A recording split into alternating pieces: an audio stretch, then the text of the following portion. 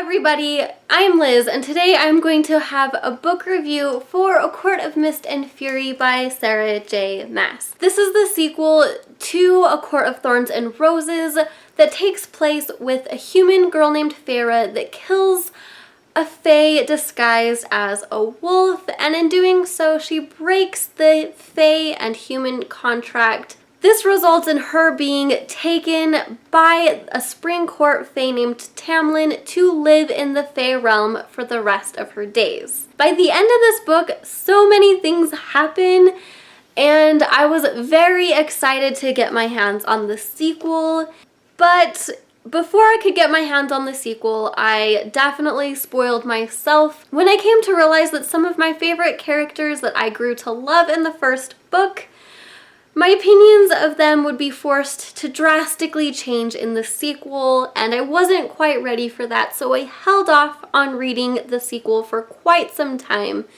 Now it's been several months and I felt ready, so I checked it out of the library and I decided to read it, and now here we are.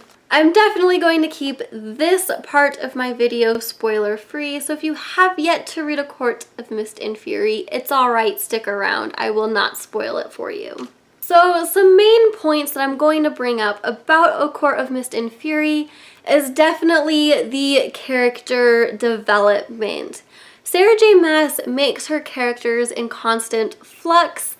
They are very dynamic and they change as results to what happened to them, not just in the first book and in their history, but also with what is currently happening to them within the sequel. So your thoughts and feelings and opinions of these characters will constantly change as you watch them develop and deal with all of the things that are going to be happening them within the story. Whether that is good or bad, you are definitely to judge on that. I definitely struggled with it for a majority of the book. I also thought that the plot was very slow moving within the story, especially the first half of the book, because this book does not primarily take place in our already established spring court. Feyre spends most of her time in the night court, and so Sarah J. Maas has to establish the night court dynamics and the culture within, and then introduces you to a variety of new characters. The plot also slows down because it focuses on the inner turmoil within Feyre herself as she is dealing with the trauma and all of the things that she was subjected to by the end of the first novel. And so we are dealing with her inner turmoil and then also the external turmoil of what the Fae realm is left with by the end of the first book. And so there's a lot of things that need to happen before the plot can really get rolling in the story itself. One of my only criticisms of the first book was Sarah J. Maas's word choice, and this book was definitely not an exception for that. I definitely feel that Sarah J. Maas is very choosy with some of her descriptive words, and that's not exactly in her benefit, as she reuses these words frequently, and quite honestly, it tends to get on my nerves. Particularly, we have the word choice of using mother of pearl when she goes to the summer court, which resides on the beach, and there's a lot of oceanic scenery and everything like that, so a lot of the people are wearing ocean-esque type themed clothing, and it just so happens to always be mother of pearl oriented, and that just really got on my nerves. I wanted her to use other types of descriptors to talk about how beautiful the summer court is, especially the city that she visited. Another descriptive word choice that really got on my nerves was her decision to use male and female when describing non-important characters that she doesn't give names to. I do understand that she can't use men and women because they are not humans.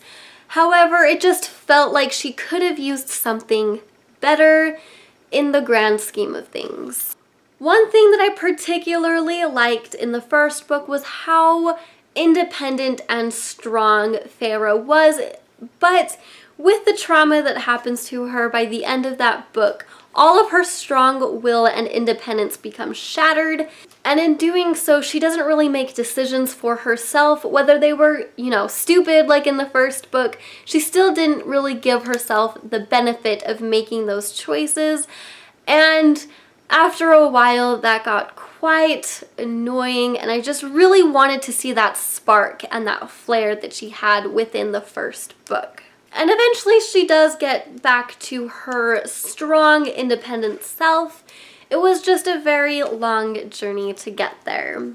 And because this book centers around a pretty heated controversy of sex in YA, I'm going to do another follow-up from my original Sex in YA video and also my A Court of Thorns and Roses review, because this book is definitely more raunchy in the sex scenes. Whereas the first book was still fairly PG-13, like older PG-13, this book is definitely more YA adult themed, as the sex is fairly raunchy, very descriptive and graphic. I do have to say that Sarah J. Maas has grown as a better author in sex scenes, because in the beginning they were fairly poorly worded. Even the beginning of A Court of Mist and Fury, it was poorly worded. But as the book progressed, the sex scenes got a bit steamy. I do have to say another shout out that she does really stress communication in those sex scenes and contraception, which is a bonus. And I feel like more YA novels are actually doing this, and I feel like it's a benefit, because most YA novels do eventually have a sex scene. It's just usually a fade to black sex scene, not a descriptive sex scene.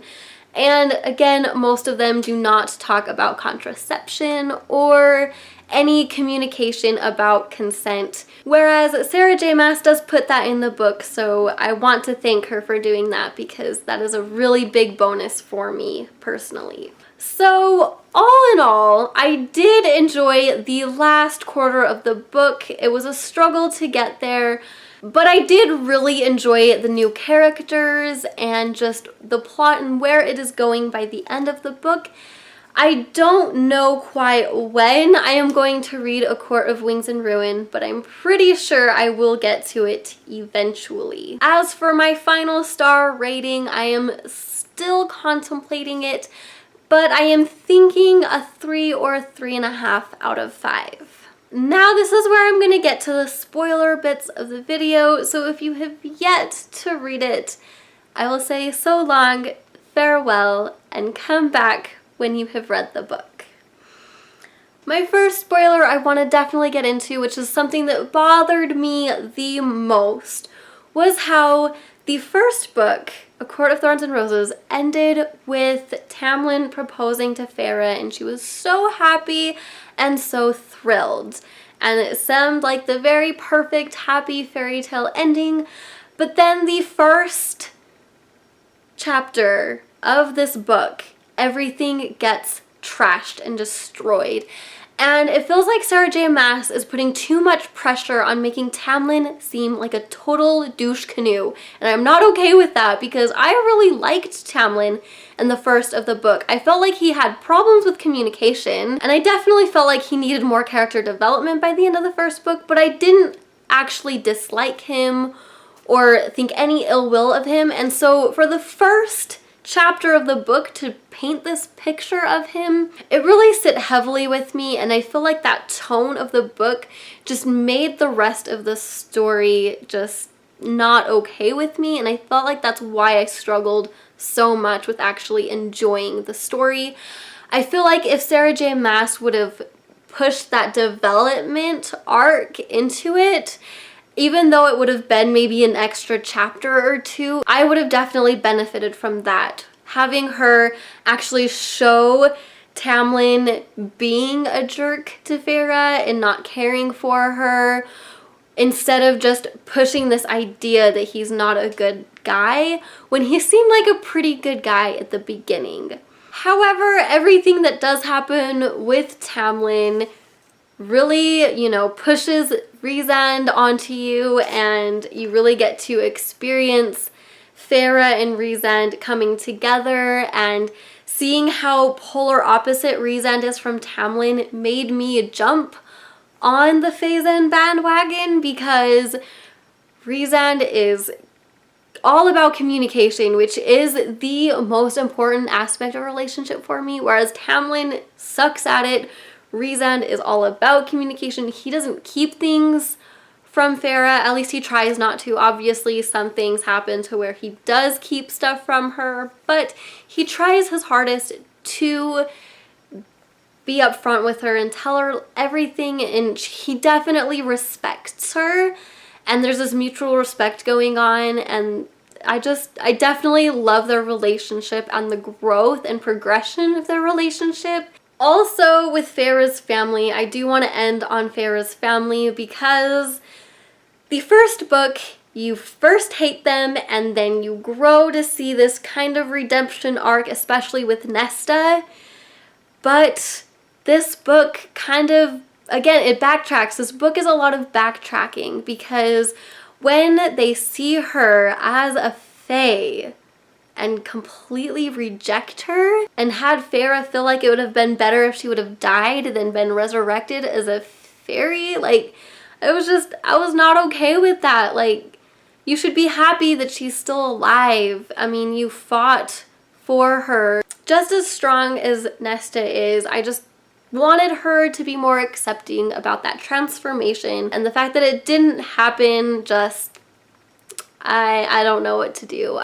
But then, you know, Feyre also gets this family with Rhysand and his Night Court fae, and I definitely really love the dynamic of that Night Court group. They work very well together, and they really help push Feyre to get back into her strong, powerful, independent self, and I definitely appreciate just what they mean to Feyre in this story, and just who they are as individual characters. I want to learn more about them and just see what happens next with them in the next books. So there's my review for A Court of Mist and Fury by Sarah J. Maas. Please let me know in the comments down below what some of your thoughts and feelings are for this book and or the first book in the series. Thank you guys so much for watching, and I hope you guys stick around on my channel